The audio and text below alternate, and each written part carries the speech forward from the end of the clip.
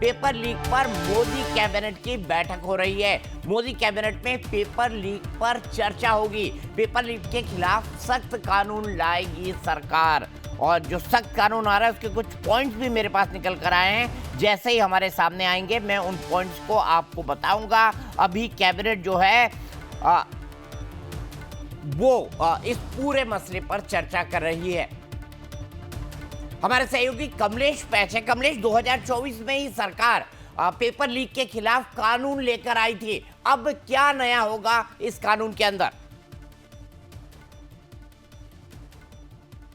देखिए दीपक जी, कानून तो वही रहेगा लेकिन उसको और स्ट्रिंजेंट बना दिया है। इसलिए बना दिया, उसमें इस बार प्रावधान हो जाएगा जो 3 से 5 साल का कड़े सजा का प्रावधान था उसको 10 साल कर दिया जाएगा। और जो मुआवजा 10 लाख का निर्धारित किया गया था उसको बढ़ा के 1 करोड़ कर दिया गया। तो ये 2 प्रावधान किए जा रहे हैं। इसके साथ साथ जो जवाबदेही है वो भी तय करने की बात की, जो लगातार डिमांड की जा रही थी सीजेपी की तरफ से और सोमन वांगचुक की तरफ से, किस तरह के एग्जाम कराने के लिए जवाबदेही तय हो, तो जवाबदेही भी तय करने की बात कही जा रही है। और ये पूरा आमूल-चूल परिवर्तन हो सकता है क्योंकि ये स्ट्रिंजेंट कानून है।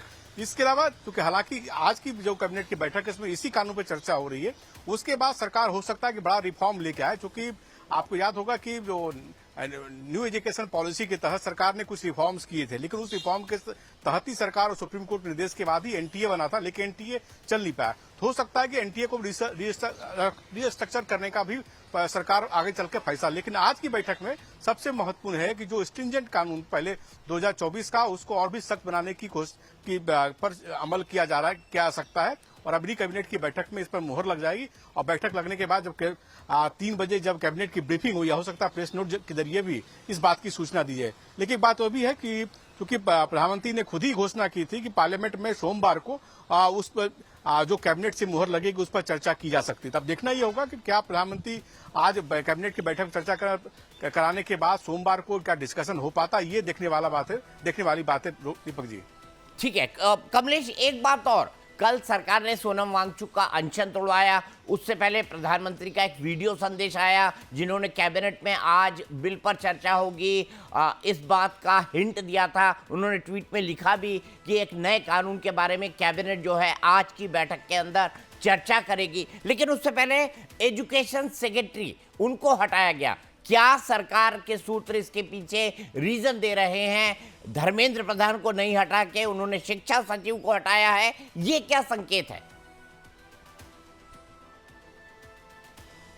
देखिए, जो विनीत जोशी जो एजुकेशन सेक्रेटरी थे, higher education secretary Vineet Joshi, उनको हटाने के पीछे सरकार के पीछे तर्क ये था कि वो कई यूजीसी के भी चेयरमैन थे, तो लिहाजा उनको मुक्त किया गया। और हालांकि कल देर रात जो रिशफल हुआ उसमें 13 सेक्रेटरीज का तबादला किया गया। उनका विनीत जोशी को बिना पंचायती राज भेज दिया गया। उनकी जगह एक गंगवार है जो 1984 के बैच के आईएएस अधिकारी, उनको ये जिम्मेदारी दी गई है। तो अब ये हो सकता है कि सांकेतिक आप इसको मान सकते हैं, क्योंकि धर्मेंद्र प्रधान का इस्तीफा लेने के बाद का मतलब था कि कहीं न कहीं ये राजनीतिक संदेश जाता और सरकार नहीं चाहती कि इस मसले पर वो झुकता हुआ दिखे, इसलिए जो कैबिनेट सेक्रेटरी का तबादला किया गया। और शायद मुझे लगता है कि पहले कैबिनेट सेक्रेटरी का तबादला, उसके बाद सोनम वांगचुक का अनशन तोड़ना, फिर प्रधानमंत्री का उस वीडियो स्टेटमेंट देना, सब कुछ एक तरह से जुड़ा हुआ है। इसका एक सांकेतिक महत्व है। और ये सांकेतिक महत्व को देखते हुए अगर सीजेपी के लोग भी समझेंगे तो शायद वो उनको भी समझ में आएगा कि सरकार कितना संजीदा है हर इश्यूज को लेकर के। हाँ,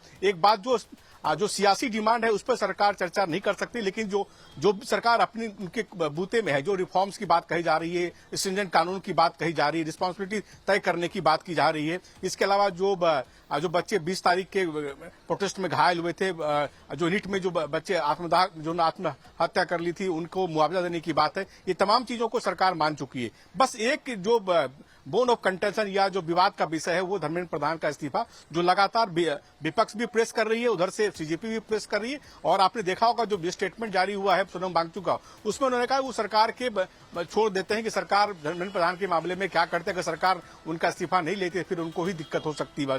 हालांकि उसमें वो लीनियंट है, लेकिन कहीं न कहीं बीच का रास्ता निकालने की कोशिश सरकार की भी हुई है। और सोनम वांगचुक भी सरकार के साथ आप कह सकते हैं बीच का रास्ता निकालने की उन्होंने भी कोशिश की है। अब देखना होगा, क्योंकि अभी बैठक चल रही है सीजेपी और सरकार के साथ। सीजेपी और सरकार के साथ बैठक में क्या उसका निष्कर्ष निकलता है उस पर ही डिपेंड करेगा कि आगे जो पूरा आंदोलन है उसका भविष्य क्या होने वाला है।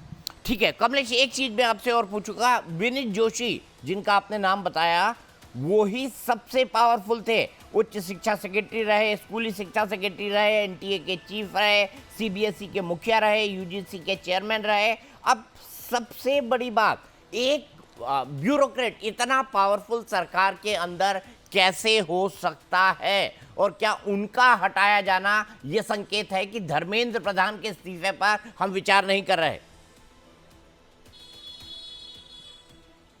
बिल्कुल ये कह सकते हैं कि वो उनको हटाए जाने का मतलब यही है कि आप अभी सरकार सियासी रूप से इस तरह का कोई कदम नहीं उठाई जिससे कि वो बैकफुट पे जाता हुआ दिखे, और खासकर तब जब पूरा ये डिमांड सियासी हो गया।